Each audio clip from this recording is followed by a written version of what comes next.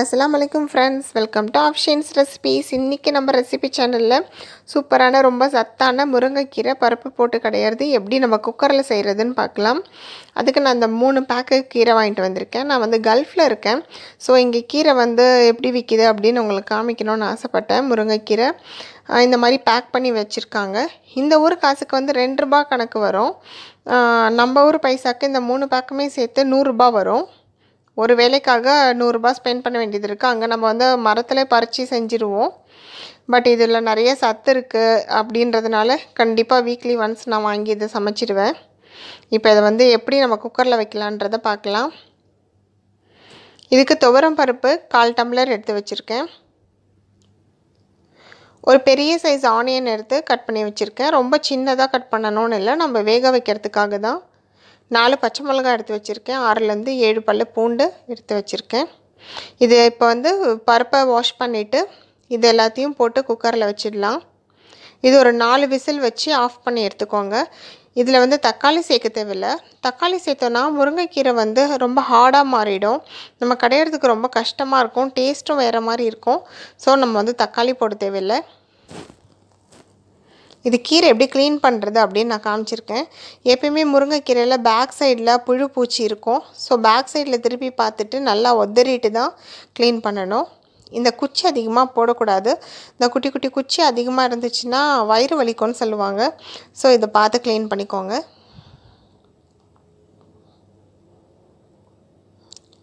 First குக்கர்ல வைக்கும்போதே நம்ம வந்து இந்த கீரையை ஆட் பண்ண கூடாது. ஏன்னா முருங்கைக்கீரை வந்து ரொம்ப டைம் குக் ஆச்சுனாக்கா கசக்கற மாதிரி ஆயிடும். சோ ஃபர்ஸ்ட் நம்ம பருப்பை மட்டும் வேக வச்சு எடுத்து வச்சுக்கலாம். பாருங்க நான் எல்லா கீரையுமே சூப்பரா க்ளீன் பண்ணி வச்சிட்டேன். இப்போ நம்ம இத எடுத்து வாஷ் பண்ணி வச்சுக்கலாம். கீரை வாஷ் பண்ணியாச்சு. இப்போ குக்கர் ஓபன் பண்ணி பார்த்தறலாம். குக்கர் விசில் வந்திருக்கும்.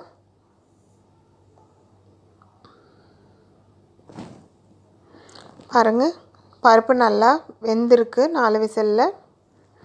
இப்போ நம்ம என்ன பண்ணனும்னா இதுல கொஞ்சம் மஞ்சள்தூள் ஆட் பண்ணிக்கலாம். மஞ்சள்தூள் ஆட் பண்ணிக்கிட்டு ரொம்ப தண்ணி கம்மியா இருக்குனா லைட்டா தண்ணி சேர்த்துக்கலாம். இல்ல ஆல்ரெடி பருப்புல இருக்குனா போட வேண்டியது இல்ல. கீரையிலயும் தண்ணி விடும். இப்போ இந்த கீரை வாஷ் பண்ணி வச்சிருக்கோம் இல்லையா? இத நம்ம வந்து இந்த பருப்பு கூட சேர்த்து வச்சிடலாம்.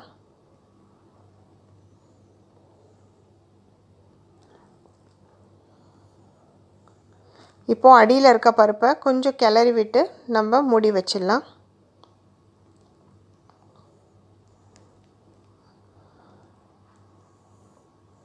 நம்ம இது வந்து சட்டியில செய்றோம்னாக்கா நம்ம வாயில எடுத்து வச்சு வெந்திருக்கா அப்படினு நம்ம பார்த்துட்டு நம்ம எடுத்து ஆஃப் பண்ணி கடையலாம். பட் குக்கர்ல நம்ம அப்படி பார்க்க முடியாது. சோ 2 விசில் தான் இதுக்கு கரெக்ட்டா இருக்கும். 2 விசிலுக்கு மேல ஒரு விசில் நீங்க விட்டாலும் கசப்பா இருக்க மாதிரி ஒரு ஃபீல் வந்துரும்.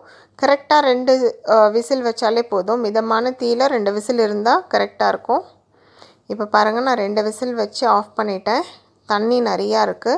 அதுல இருக்க தண்ணி எல்லாம் நம்ம தனியா பிரிச்சு எடுத்துக்கலாம். தண்ணி பிரிச்சிட்டோம்னா தான் நல்லா தண்ணி எடுத்தாச்சுனா நம்ம கொஞ்சம் கடையறதுக்கு ஈஸியா இருக்கும். மத்து வச்சு நல்லா கடைஞ்சிக்கலாம். நான் இத வந்து மிக்ஸில எல்லாம் கடைய மாட்டேன். கையாலேயே கடைஞ்சிக்கோங்க. நல்ல டேஸ்ட் இருக்கும். இந்த டைம்ல உப்பு ஆட் பண்ணிக்கோங்க. பாருங்க நான் நல்லா கடைஞ்சி வச்சிட்டேன். எக்ஸ்ட்ரா தண்ணி இருந்தது இல்லையா? அந்த தண்ணியும் அது கூட சேர்த்துட்டேன். இப்போ எப்படி தாளிக்கிறதுன்னு பார்க்கலாம். ஒரு சின்ன கடாய் வச்சுக்கோங்க.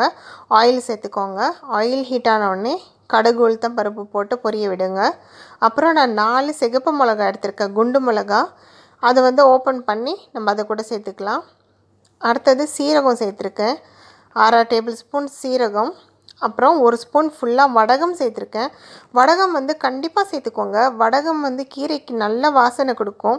நல்ல டேஸ்டா இருக்கும். எந்த கீரை சமைச்சாலுமே வடகம் போட்டு தாளிச்சா அதனுடைய டேஸ்டும் வேற மாதிரி இருக்கும்.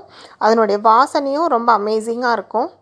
இது ரொம்ப கறிய விடாம நல்லா செவந்து வந்த உடனே இந்த கீரையில கொட்டி தாளிச்சிர வேண்டியதுதாங்க.